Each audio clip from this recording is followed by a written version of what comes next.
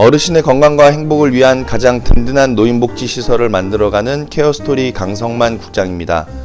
11월, 12월은 내년도 사업계획서와 예산을 수립하여 운영위원회 심의를 거쳐 관할 시군구에 예산을 보고하게 되는 기간이죠. 그렇기 때문에 사업계획서와 예산을 미리미리 준비해서 법 기준에 따라 시설 운영 여건에 맞도록 잘 수립하셔야겠습니다. 그런데 개인 시설의 예산 수립에 있어서 법 기준이 현장 상황과 전혀 맞지 않다 보니까 형식적인 예산 수립에 그칠 수밖에 없는 것이 현장의 상황이죠. 예를 들어 수립한 예산보다 실제 지출을 더했을 경우에 전용조서의 작성, 운영위원회 개최, 시군구 보고 등 불필요한 절차를 이것저것 규정해 놓다 보니까 비현실적인 회계 기준, 즉 현장 실정에 전혀 맞지 않는 형식적 예산 규정이 되고 있다는 것입니다. 이러한 이유들로 시설의 예산 수립은 시설의 현장 상황과 동일한 실제적인 예산 수립이 이루어지지 못하고 비현실적으로 극대화시켜서 작성할 수밖에 없는 상황에 전국의 모든 시설들이 방치되어져 있다는 사실을 보건복지부는 아는지 모르겠습니다. 시설을 안정되게 운영하고 회계를 투명하게 관리하기 위해서는 그 가장 첫 단계가 바로 예산 수립이죠. 그런데 법 기준이 현장 상황과는 거리가 멀고 또 복잡한 구조를 가지고 있다 보니까 많은 시설에서 우리 시설의 예산 수립까지도 회계를 대행하는 사무실에 그 업무를 맡기고 있는 실정이 참으로 안타깝기만 합니다. 이러한 일들이 가능한 이유는 바로 법 기준이 현장 상황과 전혀 맞지 않은 데 있다는 것을 정부기관에서는 반드시 알아두어야 할 상황일 것입니다. 자, 그래서 이번 영상에서는 예산을 수립하는 방법과 예산 수립이 안고 있는 문제점에 대해서 자세하게 알려드림과 동시에 예산 엑셀 파일도 드리고 있으니 시설에서는 법과 규정이 적절하지는 못하더라도 넓으신 마음으로 이해하시고 규정되어 있는 법의 범위를 준수하면서 예산을 수립하시는 데에 활용하시기 바라겠습니다. 그럼 1부에서는 주간보호시설의 사업계획서와 예산안을, 2부에서는 노인요양원의 사업계획서와 예산안을 살펴보도록 하시겠습니다. 자, 그러면 먼저 주간보호시설의 사업계획서와 예산안을 보도록 하실까요? 자, 먼저는 보시는 파일이 주간보호시설의 2020년 사업계획서와 예산안 그 표지입니다. 그래서 제목은 이렇게 돼 있고 그 밑으로 이제 작성자 성명, 직책, 작성일, 시설장 확인이 들어가겠죠. 이 내용은 지난번에 영상에서 사업계획서에 대해서 한번 다뤄드렸고 뭐 그냥 이런 부분은 파일로 여러분들이 보시는 게 더 효율적인 것 같아서 자세하게는 다뤄드리지 않고 주요한 내용만 좀 설명을 드리겠습니다. 사업 추진 일정은 1년 단위로 잡는 부분, 그리고 요 사업 대상 및 입소 절차에 대해서는 노인보건복지 사업안내 책자, 즉 보건복지부에서 발간하는 해마다 발간하는 그 내용에 주간보호시설의 사업 대상과 이용 절차가 나와 있죠. 그래서 2020년 노인복지 사업 안내의 지침을 준용한다. 이 말 한마디로 뭐 다 되는 거죠. 그리고 굳이 사업계획서에 뭐 시설 현황과 인력 현황까지는 넣을 필요는 없는데 그래도 담아봤습니다. 간략하게나마 내용을 확인하시면 될 것 같고, 주요 사업 내용은 저희가 장기요양 서비스를 제공하는 것이다 보니까 그 장기요양 제공 기록지 뒷면에 나와 있는 전체 서비스를 우리가 제공하는 내용이 되겠죠. 그래서 이 내용이 이제 포함이 되는 것이고, 그리고 연간 업무는 어떤 내용들을 월마다 볼 것인가. 그래서 매월 우리가 보는 업무들에 대해서 상세하게 정리를 해 놨습니다. 사업계획서상에. 이게 이제 사업계획서의 실제적인 내용이 되겠죠. 그리고 이제 매월 일자별 업무 계획도 이제 넣어서 1일에, 2일에, 3일에, 4일에, 5일에 어떠한 일들을 하는지에 대한 부분을 이제 다 안내를 해 놓은 것이죠. 이런 내용들 안에 매일매일 업무 안에 우리가 어르신들을 위해서 어떤 일들을 하는지가 다 표현이 될 것이고, 그리고 이제 평가 매뉴얼에 따라서 시설을 운영을 한다라는 것이니까 결국에는 사업계획서 자체가 평가 매뉴얼이니까요. 그리고 회계관리에 대해서도 준용을 한다라는 부분, 그리고 프로그램에 대해서도 안내를 하고 있죠. 그 국민건강보험공단 평가에서는 프로그램을 특히 이제 프로그램별로 예산을 짜달라라는 규정을 그 평가에다가 넣어놨기 때문에 별도로 프로그램 그 상세 가이드를 둬서 프로그램별로 예산이 얼마 소요될지에 대한 부분을 이제 기재를 했는데 형식적이죠. 형식적입니다. 그 내용도 그 평가에서 제시하는 부분도. 왜냐면은 프로그램별로 예산을 수립할 이유가 없어요.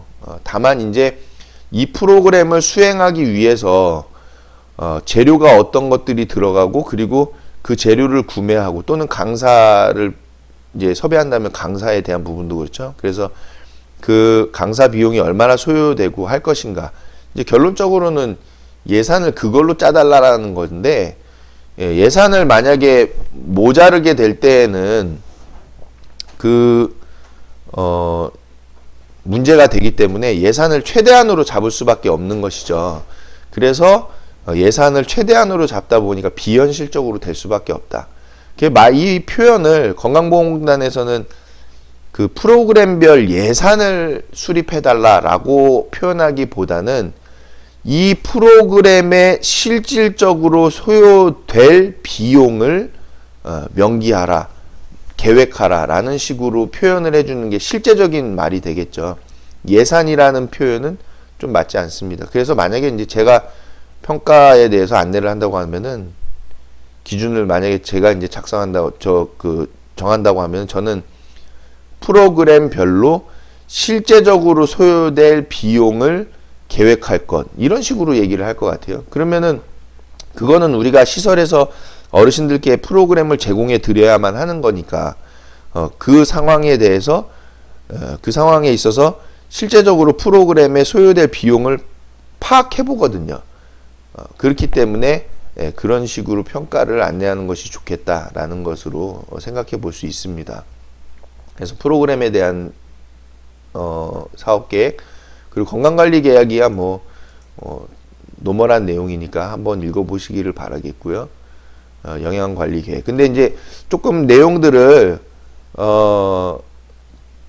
차별화를 좀 뒀어요. 그래서 예를 들어서 급식 위생 관리에 대한 부분도 급식 수준 향상을 위해서 노력하는 부분들, 식탁에 꽃배치라든지 식탁보를 사용한다든지 이런 내용들도 같이 담아놨으니까 여러분들께서 확인을 해보시면 좋을 것 같습니다. 자, 이렇게 해서 사업계획에 대한 내용들을 담아놨으니까 한번 보시고요. 그러면은 이 사업계획서에 따라서 우리가 이제 예산안을 작성하는 부분을 지금부터 또 살펴보도록 하시겠습니다. 자, 이게 보시는 파일이 2020년 이제 예산안인데, 여러분들께서 이제 알아두셔야 할 부분은 이 예산안은 실제하고는 다르다는 겁니다. 제가 서론에서 말씀드렸다시피 실제하고는 다릅니다. 그래서 예산안을 최대치로 잡아야 되는 상황인 거죠. 그래서 여러분들이 이 예산안은 현실하고는 맞지 않다라는 부분을 염두에 두시고, 최대로 만약에 시설에서 운영을 했을 때에 수익이든 지출이든 또는 수입액이든 그런 것들에 있어서 가장 최대치의 범위에 들어있는 것이다 라고 이해를 하시면 좋겠습니다. 자, 그래서 작성을 실제적으로 한번 같이 해보시면은 재밌을 것 같아요. 지금부터 한번 작성을 해볼 텐데, 이 주간보호시설 예산안이라는 것을 여러분 먼저 알아두시기 바랍니다. 주간보호시설 2020년 주간보호시설 예산안. 정원을 우리 몇 인으로 바꿔볼까요? 제가 운영하고 싶은 주간보호시설은, 저는 좀 너무 많지는 않고 한 29인 정도? 저는 해보고 싶은 생각이에요. 50인으로 보기보다는 몇 인이 좋을까요? 한 20인으로 해볼까요, 우리? 자, 20인으로 하고, 식재료비 및 간식비 단가를 우리가 그 어르신들께서 점심 식사 한 끼를 드시는데 한 끼를 3,000원 정도로 잡고, 그리고 한 끼를 3,000원? 네, 한 끼를 3,000원. 간식 다 포함해서 3,500원이면 적정한 것 같아요. 식사 비용에다가 간식까지 해서 만약에 조금 더 품질을 높여서 하루에 4,500원 정도로 잡을 수도 있겠습니다. 그러면 이제 요 내용을 이제 밑에 식재료비 및 간식비 수입에다가 다 잡아놨기 때문에 이제 요 내용이 여기서 입력을 해주시면은 밑에서 이제 바뀌겠죠. 자, 먼저는 본인 부담금 수입은 10시간 이상 12시간 미만으로 잡았어요. 내년 2020년 수가로. 그래서 1등급일 때 62,680원입니다. 1등급으로 잡는 이유가 있겠죠. 지금 시설에서는 1등급이 아니라 어르신들이 뭐 3등급, 4등급 어르신들이 대부분이거든요. 그러면 실제적으로 잡는다고 하면 3등급, 4등급 어르신으로 잡아야 하는데 강성만 국장은 지금 1등급으로만 잡아놨다는 거죠. 그래서 현실하고는 맞지 않죠. 맞지는 않는데 왜 이렇게 잡느냐. 밑에서 세출을 잡을 때 이제 이해를 하실 텐데, 세출의 범위를 키워놓기 위해서 이 위에 세입의 범위 자체도 키워놓는 것이죠. 그래서 예산을 아주 크게 잡아놔야 세출의 예산을 크게 잡을 수 있게끔 세입의 예산 볼륨도 키워놓는다는 겁니다. 그래서 전국에 있는 20인 시설이 다 이거 가지고 예산 쓸 수 있는 상황인 거죠. 자, 그래서 1등급 어르신 62,680원으로 잡아놓으면 이제 일반 수급자 어르신들 같은 경우 15%가 되겠죠. 그래서 정원을 곱하고 365일 운영하는 걸로 또 잡습니다. 근데 실제로는 365일 운영하는 게 아니라 뭐 토요일까지 운영하고 공휴일까지 다 운영한다고 하면 일요일 빼고 그러면 52일 정도가 빠질 텐데 실제로는 더 빠지죠. 더 빠지는데도 불구하고 이제 365일로 잡아놓은 거는 볼륨을 키우기 위한 거다라는 거죠. 그래서 잡아놓으면 이 금액이 나오고, 그 다음 위에서 식재료비 및 간식비 1일 단가를 해놨기 때문에 정원에다가 365일을 곱하면은 그러면은 요 금액이 나온다는 거죠. 그래서 세출에서는 이 금액이 다 소진이 될 거예요. 이 금액 자체로 전부 다. 자, 그 다음에 공단 부담금은 자동으로 계산이 또 되죠.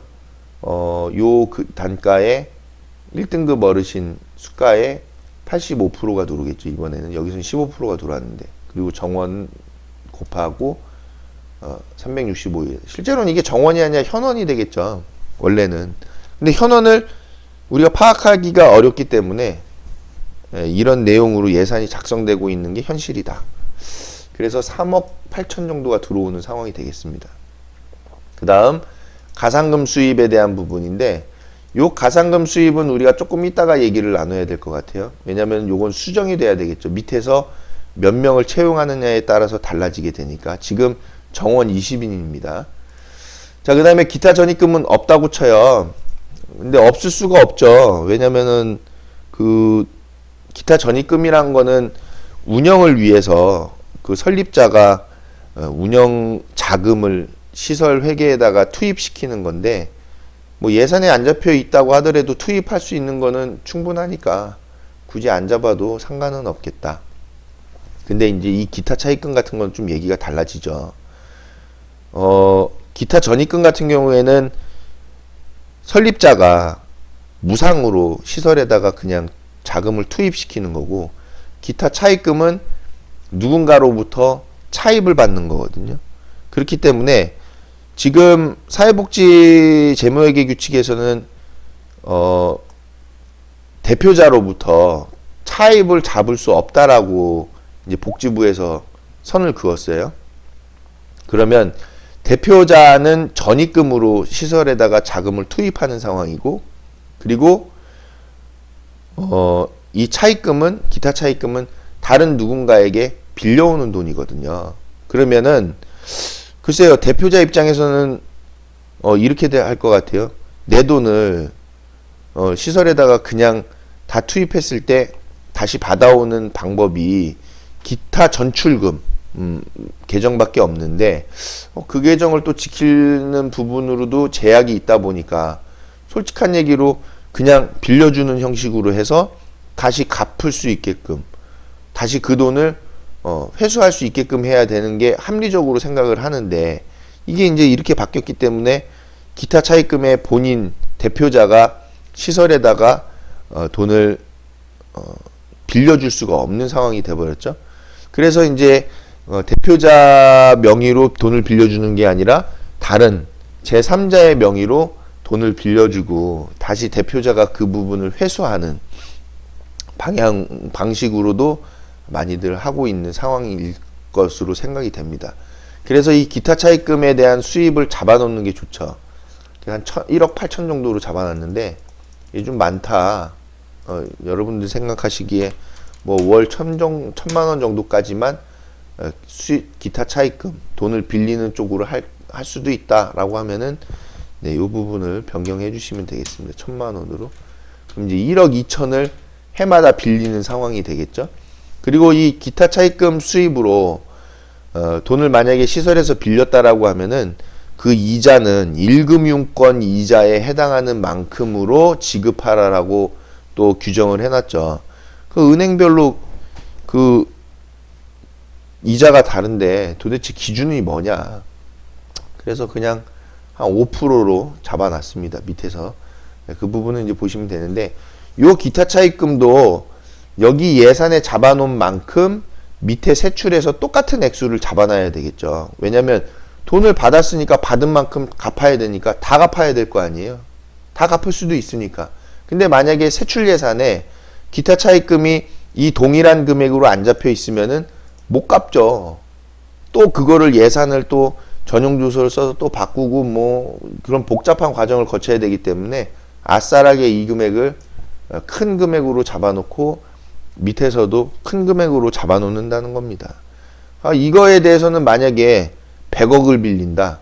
누가 뭐라 할 상황이 아니죠. 100억 못 빌린다 라고 돼 있지는 않잖아요. 사회복지 재무회계 규칙에. 100억을 빌리겠다. 그러면 세출에서도 100억을 갚는 내용이 똑같이 동일하게 들어간다는 겁니다.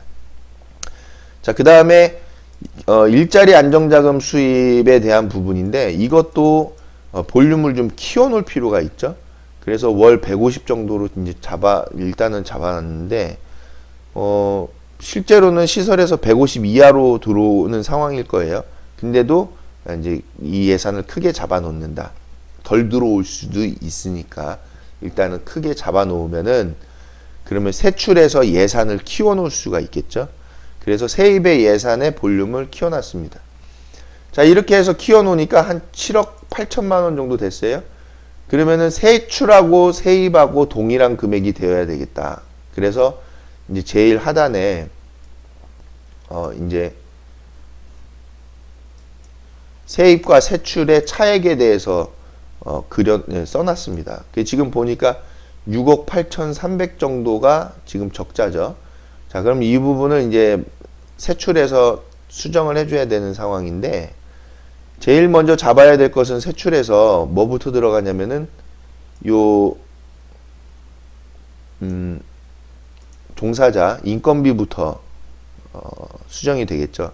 지금 20인 시설이에요. 그러면은 간호조무사는 10인 이상 시설일 때 주간보호시설이 그때 간호조무사 1명을 배치하게끔 되어 있으니까 1명에 대한 부분이 들어가고 자, 일단은 우리가 현실적으로 봤을 때 대략 급여가 한 200만 원 정도 발생을 하죠.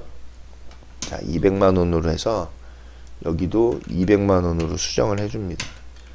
자, 그 다음에 사회복지사도 한 분이죠. 사회복지사 한 분으로 바꾸고 사회복지사 선생님도 거의 220만 원 정도 선은 발생한다고 보죠. 자, 여기에 그래서 220만 원을 체크를 합니다.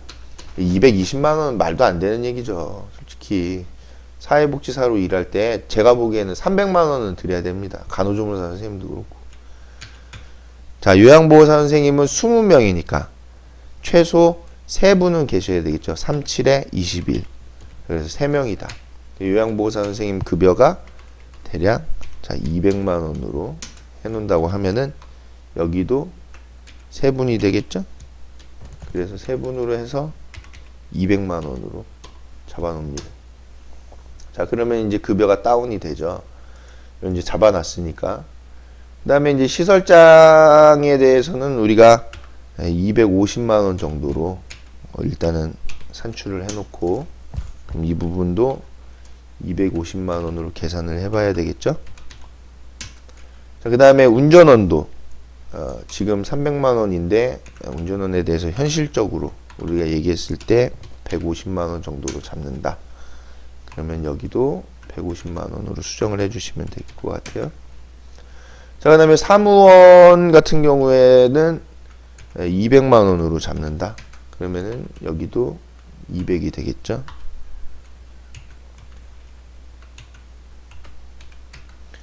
그러면 인건비가 떨어집니다. 자, 요 인건비만 수정해주면 요 밑에서는 퇴직적립금은 지금 직접비 같은 경우에는 10%로 그냥 간단하게 계산하죠. 그래서 한 달치 급여를 드리는 거니까 한 달치 급여로 했을 때는 10% 정도로 보면 되겠다. 그러면은 직접비니까 연간 급여에 지금 요 금액이죠. 이거의 10%가 퇴직금으로 잡히겠다. 또 간접비도 요 금액에 10%가 잡히는 상황이 되겠죠. 그래서 요 두 개가 되겠다는 겁니다. 자, 그래서 요 금액과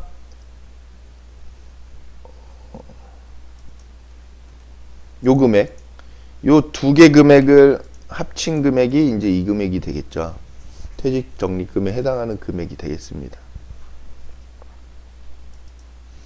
제가 지금 착각을 해서 요걸 다시 합쳤다가 나눴는데 요게 맞죠? 왜냐면은 직접비, 간접비가 나눠져 있기 때문에 퇴직적립금도 요 직접비에 해당하는 퇴직금, 적립금 따로, 그리고 간접비에 해당하는 퇴직적립금 따로가 산정이 돼야 됩니다.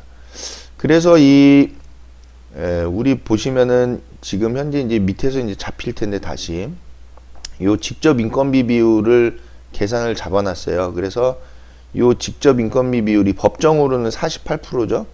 그럼 요 직접 인건비 비율이 어떻게 되는 것이냐? 분모와 분자가 있습니다. 그래서 분모에 해당하는 부분이 어디냐면은 요 본인 부담금 수입, 분모에 해당하죠. 그리고 더하기 공단 부담금 수입, 그리고 가상금 수입까지가 분모입니다. 분모. 그리고 분자에 해당하는 부분은 여기 직접비 급여, 그리고 직접비 퇴직금 및 퇴직적립금, 그리고 직접비 사회보험 부담금까지가 분자에 해당합니다. 요거가 분자죠. 그래서 그 비율이 바로 이 제일 밑에 나오는 직접 인건비 비율입니다. 그래서 이제 요양보호사 선생님을 이렇게 이제 인력에 대해서 한 명, 3명으로 하니까, 지금 이제 4대 보험도 위에서 다 잡아놨는데, 요 4대 보험료에 대해서는 여러분들이 좀 아셔야 되겠죠. 지금 2020년에 바뀌었습니다. 바뀐 부분이 뭐냐면, 건강보험, 장기요양보험, 고용보험이 바뀌었다. 그래서 지금 국민연금은 4.5%죠. 급여의 4.5%. 예를 들어서 급여가 과세되어 있는 급여로 200만 원이다. 그랬을 때에 200만 원의 4.5%를 납입을 하게 되겠죠. 그래서 실제로 연간 국민연금 금액은 급여, 직접비 급여, 요 금액의 4.5%가 됩니다. 그게 이제 사업주가 납입을 하시는 거죠. 그리고 또 마찬가지로 급여의 3.335%가 건강보험료, 그리고 장기요양보험료는 요 건강보험료의 이 금액의 10.5%로 인상이 됐다. 2020년에. 그리고 고용보험 실업급여에 해당하는 것이 급여의 0.8%로, 요 직전에는 0.6%인가 그랬죠. 그랬다가 0.8%로 인상이 되었다. 그리고 고용안정 및 직업능력 개발 사업은 0.25%로 동일하고, 산재보험 같은 경우에도 0.75%로 동일하다. 그래서 이제 직접비가 이렇게 계산이 되는 거죠. 그래서 위에서 요 인원에 대한 것만 계산식을 잡아주시면은 그럼 요 밑에서 작성이 됩니다. 자, 그런데 여기까지만 놓고 봤을 때 지금 직접 인건비 비율이 택도 없이 부족하죠. 34%. 그러면은 직접 인건비 비율을 높여줘야 됩니다. 그럼 직접 인건비 비율을 높여주기 위해서는 두 가지 부분을 수정하면 돼요. 첫 번째는 어디냐? 본인 부담금 수입을 낮춰주면 되겠죠. 이 단가를 떨어뜨려 줍니다. 첫 번째 조건은. 자, 그런데 단가를 떨어뜨려 주면, 수입액을 줄여주면 세출에서도 세출 그 볼륨이 줄어들겠죠. 그래서 제가 첫 번째 조건으로 이 사회복지 재무회계 규칙은 볼륨을 키워줘야만이 세출에서도 볼륨액이 늘어나기 때문에 우리가 불필요한 업무를 안 보게 되는 상황이 된다라는 거죠. 그래서 실제로는 제가 사회복지 재무회계 규칙을 조금 손본다고 하면은 저는 이렇게 안 합니다. 예산에 대해서는 실제로 시설에서 올 한 해에 실제적으로 이루어질 예산을 잡아서 제출하라 하겠어요. 자, 그리고 3월 31일까지 결산보고를 하는데 시설에서 실제적으로 이루어진 결산보고는 뭐 그대로 실제적인 거로 결산보고를 하잖아요. 실제적인 내용이죠. 결산보고는. 그렇기 때문에 예산을 실제적인 예산으로 잡되 혹시 예산에서 부족하다 하더라도 예산액이 지출된 것보다도 예산액이 부족하다 하더라도 그거에 대한 불필요한 과정은 다 생략해 버리겠습니다. 없애버리겠다는 거죠. 왜냐면은 보험제로 지금 이 시설이 운영되고 있는 상황이고 정부에서 어떤 보조금으로 지급해 주는 내용이 없이 국민의 재원으로 보험 형태로 지금 운영하고 있기 때문에 별도의 예산이 더 들어갈 내용이 없죠. 그렇기 때문에 굳이 예산을 불필요하게 이렇게 많이 잡을 거가 없거든요. 근데 법이 지금 그렇게 되어 있기 때문에 저 같으면 그 내용을 삭제시키게끔 한다는 거죠. 그래서 실제적인 시설의 예산이 될 수 있게끔 불필요한 과정과 부담되는 업무들을 줄일 수 있게끔 이제 마련하고 싶은 부분입니다. 자, 그래서 어쨌든 지금 직접 인건비 비율이 낮기 때문에 점핑을 해야 되겠죠. 그럼 결국에는 이 인원을 한 분을 더 쓰도록 하겠습니다. 자, 네 분으로 요양보호사 선생님을 네 분으로 했어요. 잘 보셔야 됩니다. 자, 네 분으로 하면 이제 올라가겠죠? 그 전체 금액이. 자, 그러면은 우리가 봤을 때 직접 인건비 비율이 올라가겠죠. 39%로. 그래도 아직도 모자라요. 자, 그러면은 어떻게 해요? 더 써야 되겠죠, 인원을. 자, 인원을 더 씁니다. 몇 명으로 써요? 6명까지 우리가 채용을 하겠습니다. 20분에 대해서 요양보호사 선생님 6분으로 했어요. 자, 6분으로 했더니 지금 딱 맞았죠. 자, 딱 맞았는데 지금 맞았다고 볼 수 없습니다. 왜냐? 지금 요양보호사 선생님을 6분을 채용했으면은 우리가 실제로는 정원이 20명이니까 20명의 요양보호사 선생님 3분이잖아요. 37에 21로 해서. 근데 3분을 더 채용했어요. 그러면 여기서 수입액이 바뀌어지겠죠. 뭐가 바뀌어지냐? 가상금 수입이 바뀝니다. 그래서 가상금 수입의 이 점수가 요양보호사 선생님 3분을 했기 때문에 3점으로 바뀌어요. 이게 뭐죠? 여쭤보시겠죠? 그럼 고시를 보시면은 이제 아시는 내용이 되는데 고시를 안 보셨기 때문에 설명을 드리자면 가상금을 산정하는 그 산정식이 이렇게 되어 있습니다. 그래서 연간 가산 기준 금액이 공단 부담금이죠. 그리고 공단 부담금 수입이 이 금액이 되겠죠. 그 금액 곱하기 가산 점수의 합, 즉 요양보호사 선생님을 더 채용했잖아요. 그럼 요양보호사 선생님 같은 경우에는 한 분을 더 채용하는데 1점이에요. 사회복지사 선생님은 한 분을 더 채용하면 1.2점입니다. 간호조무사 선생님도 1점이죠. 그래서 요양보호사 선생님을 3분을 더 채용했으니까 이 점수를 3점으로 올려줘야 한다는 거죠. 그거 나누기 입소자 수예요. 곱하기 서비스 유형 점수를 주간보호시설은 1.5점으로 규정을 해놨죠. 그래서 이 식 자체가 결론적으로 이렇게 나온다는 거죠. 요 공단부담금 곱하기 여기서 5.2점이 아니라 이제 바뀌겠죠.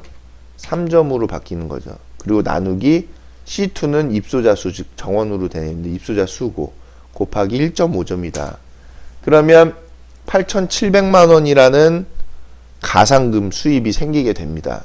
자, 그러면 가상금이 수입액이 올라갔으니까 직접 인건비 비율도 바뀌었겠죠. 보면 지금 보니까 바꿨더니 54%로 갑자기 올라갔죠. 그 얘기는 뭐냐면은 지금 분모에 있는 가상금 수입이 줄어들었다는 겁니다. 그럼 저희가 인건비 비율을 낮춰야 되겠죠.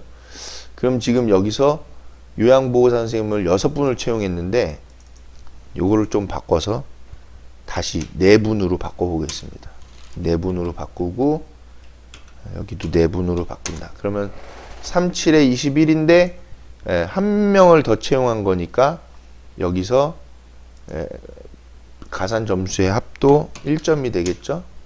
자, 그러면서 여기서도 3점이 아니라 1점으로 바뀌겠습니다. 자, 그랬을 때 그 직접 인건비 비율을 보니까 이제 얼추 맞았죠.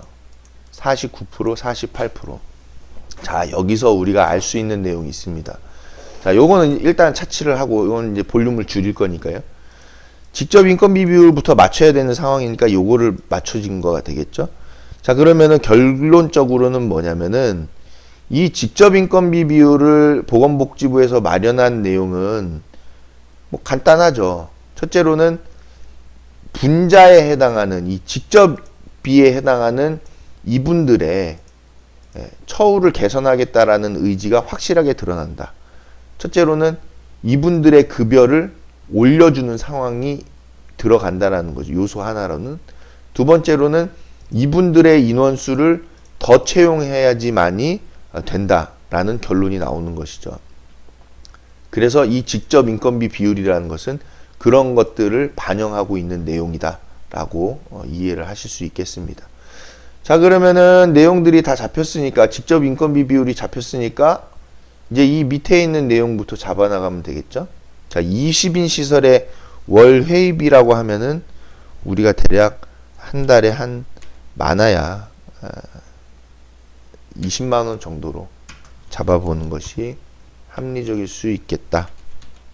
자, 그런데 여기서 이 예산을 적게 잡으면 나중에 만약에 실제 비용을 더 많이 썼을 때 예산이 부족하면 안 된다고 그랬잖아요. 복잡해진다고 그랬으니까 이 예산을 충분한 수준으로 잡아야 되는 겁니다. 이 내용을.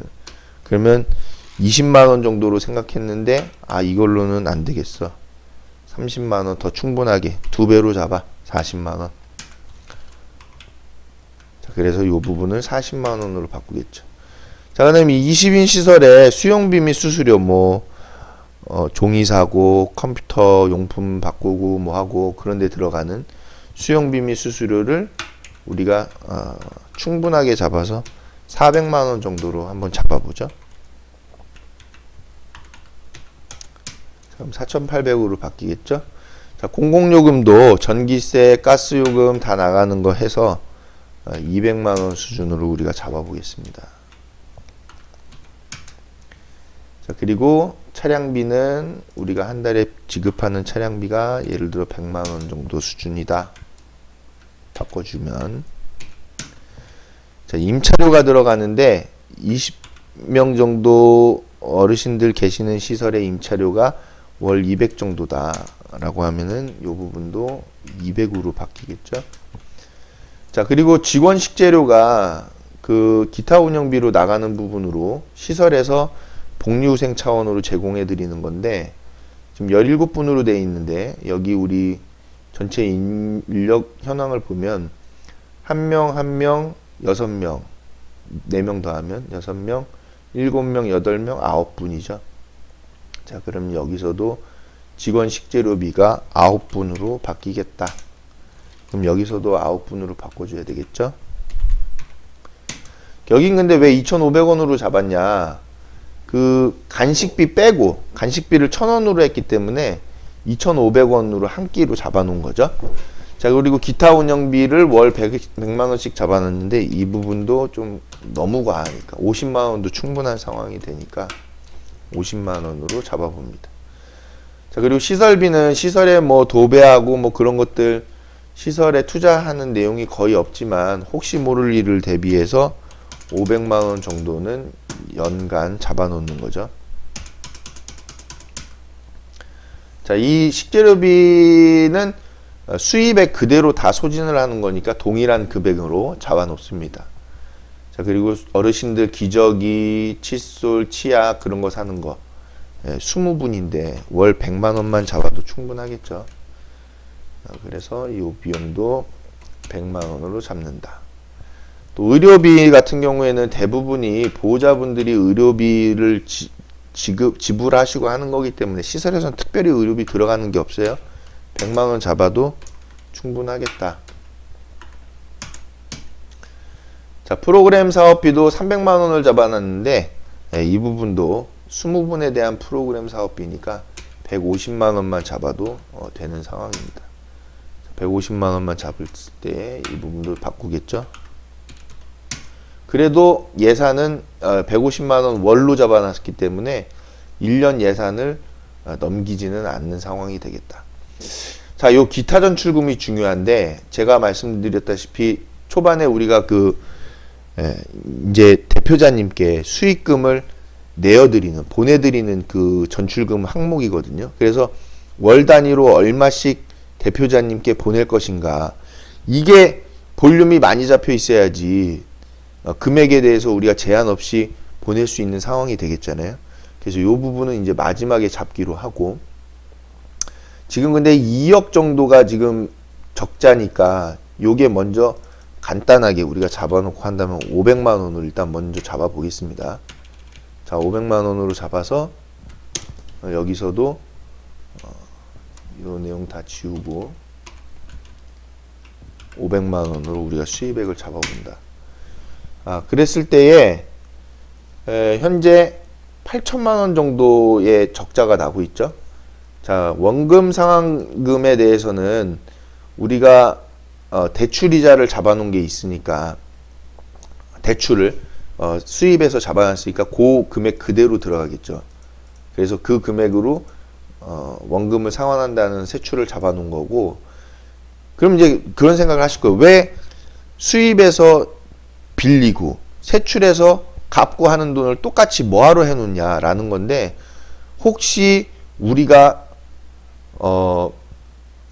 돈을 빌려서 상환을 해야 되는 상황들이 있을 수 있기 때문에 이 내용을 잡아놓는다는 거죠. 자, 그에 따라서 이자 지불금이 이제 5%로 잡아놨으니까 이 금액에 대한 5%가 되겠다. 그래서 연간 이 금액이 이제 지출이 되는 거죠. 자, 그 다음에 잡지출도 우리가 100만 원 정도로 낮춰놓고 하겠다는 거죠. 자, 했더니 6,900만 원이 지금 모자라요. 자, 그러면 이 부분을 다시 돌아가서 우리가 내용들을 다시 잡아가야 될 상황입니다. 자, 그러면은 요 인건비에서 조절할 수 있는 부분은 직접 인건비 비율이 정해져 있기 때문에 이분들은 지금 우리가 조정을 할 수가 없어요. 다만 이제 사회복지사 선생님 정도만 200만 원으로 낮출 수 있겠죠. 그러면은 아마 48%로 딱 떨어질 거예요. 안 되네요. 1% 부족하네요. 그래서 사회복지사 선생님 급여는 어쩔 수 없이 이제 210만 원 정도로 다시 조정을 해본다 라고 하면은 그러면은 48% 딱 맞았네요. 그럼 요 금액으로 이제 갈 수 있겠죠. 48%로. 자, 그러면은 요 직접 인건비 비율에서는 다 정해져 있으니까 우리가 어떻게 손을 볼 수가 없고, 요 간접비에서 지금 조금 줄일 수 있는 상황이 되겠죠. 시설장님 급여를 담은 이제 230만 원이라도 줄일 수밖에 없다. 자, 이제 월급을 이렇게 줄이면은 실제로 이렇게 드릴 수밖에 없는 거죠. 이 상황이 예산에서 집행이 돼야 되니까 요 금액대로 나갈 수밖에 없기 때문에 시설장님도 이 금액밖에 드릴 수 없는 상황이 되겠다. 그러면은 요 금액을 만약에 유지하고 싶다, 나는 더 받을 수밖에 없다라고 하면은 요 금액을 늘릴 수밖에 없는 거죠. 그럼 늘리면은 여기 밑에서 전체적인 비용은 적자니까 어쨌든 그럼 다른 데에서 지금 줄여나가야 한다는 상황이 되는 거죠. 그럼 다른 데에서 수입에서 늘려주든지 세출에서 줄여주든지인데 수입에서는 지금 더 이상 우리가 손 댈 데가 없죠. 그래서 수입액에서는 그냥 두고 최대치로 잡아놓는 거예요. 오히려 얘를 더 늘릴 수도 있겠죠. 요 부분은. 근데 일자리 안정자금 수입이 그렇게 많이 들어오는 건 아니잖아요. 그래서 요 내용은 그대로 두고 요 밑에서 실제적인 내용들을 조금 잡아나갈 필요가 있겠다. 그럼 이제 실제로 우리가 들어가는 비용들을 체킹을 하게 되겠죠. 그래도 요 내용들은 요 비용들은 수준이 좀 높다. 다른 실제 지출된 금액보다는 훨씬 많은 금액이 되겠죠. 왜냐하면 예산에서 수입을 많이 잡아놨기 때문에 이 부분도 이제 250만 원 수준으로 우리가 줄일 수 있겠죠. 그리고 다시 요 공과금에 대해서는 200만 원 수준을 유지하고 차량에 대해서도 우리가 50만 원으로 줄여봅니다. 임차료는 뭐 정해져 있는 내용이니까 두고 기타 운영비에서도 우리가 30만 원 수준으로 줄여본다는 것이죠. 자, 여기까지 일단 잡아놓고 밑에서 한번 볼까요? 3천만 원 정도 부족하네요. 3,800. 그러면은 기타 전출금을 조금 줄일 수밖에 없겠죠. 한 400 정도로 일단 잡아봅니다.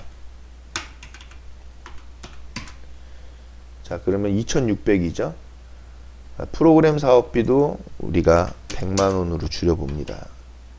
다이어트를. 자, 의료비도 실제로 뭐 그렇게 많이 지불되는 게 없으니까 50만 원으로 바꿔도 20인에 대해서는 충분하겠다. 수용기관 경비도 마찬가지로 50만 원 수준만 잡아도 예산상에서는 충분하다라고 보여지죠. 자, 여기까지 잡아놓으면 800만 원 부족한 상황입니다.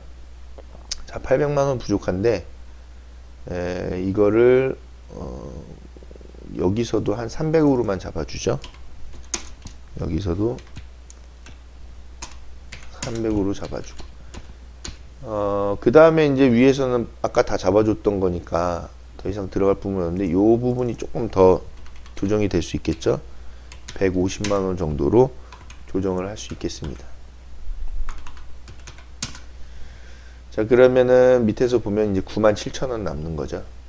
그러면 97,000원에 대한 부분을 우리가 어디서 뺄 것이냐 라고 하면은 솔직히 이자 지불금이 5%는 좀 많죠. 그래서 5%를 우리가 대략 한 4%로 바꾼다 라고 하면은 이 부분도 5%가 아니라 4%로 바뀌겠죠.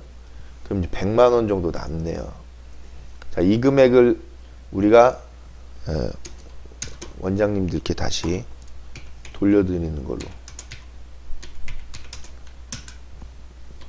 하면은 플러스 10 아니죠. 1102 910으로 잡힙니다. 자, 그러면 이제 세입과 세출의 차액이 빵원으로 딱 조정이 되고 직접 인건비 비율도 48%로 맞춰진다는 거죠. 이게 예산 작성하는 현실입니다. 그래서 세입에서 볼륨이 커져 있기 때문에 세출에서도 볼륨을 큰 부분으로 잡아놓고 갈 수 있다라는 거죠. 자, 다만 이제 급여가 적정 수준으로 유지되고 있기 때문에 이 부분이 조금 이제 우려스러운 건데 이제 예산을 넘을까봐. 근데 거기에 이제 퇴직적립금과 그리고 이런 보험료에 대해서도 다 산정을 해놓은 거니까 180만 원 지금 내년에 최저임금 대비했을 때 185만 원 정도 되는 것 같더라고요. 최저임금 상황을 보니까. 그래서 내년에 최저임금을 정확하게 보니까 8,590원이에요. 그래서 월급을 만약에 209시간으로 산정을 한다고 하면 179만 5,310원이 나옵니다. 그래서 180만 원 수준이기 때문에 200만 원 잡아놓으면 충분하다라고 판단이 되는 거죠. 주간보호시설에서는 요 내용으로 20인 시설일 때에는 이 내용의 예산안이 전국의 20인 시설들은 다 동일하게 적용될 수밖에 없겠다. 다만 이제 뭐 임대료에서 차이가 조금 있을 수 있겠고, 조금 이제 그 시설에 맞는 부분만 살짝 변경할 필요가 있겠는데, 만약에 임대료 같은 부분이 시설에서 200만 원이 아니라 뭐 임대료가 진짜 250만 원이라든지 300만 원 나간다 했을 때에는 요 내용이 조금 바뀌겠죠. 그 디테일한 부분만 이제 조금 변경을 하시면 되겠죠. 시설에 맞게끔. 그래서 요 금액이 조금 변동된다 했을 땐 다른 금액에서 조금 줄여주시는 부분으로 가면 되겠죠. 전체적인 거는 이 틀을 벗어나지 않습니다. 전국의 20인 시설일 때. 자, 그래서 여기까지 해서 저희가 주간보호시설에 2020년도 예산안 작성하는 것들을 보셨고요. 잠깐 쉬셨다가 노인 요양시설 걸로 저희가 다시 한번 예산안과 사업계획서를 살펴보도록 하시겠습니다. 잠깐 쉬었다가 2부에서 다시 안내 드리겠습니다.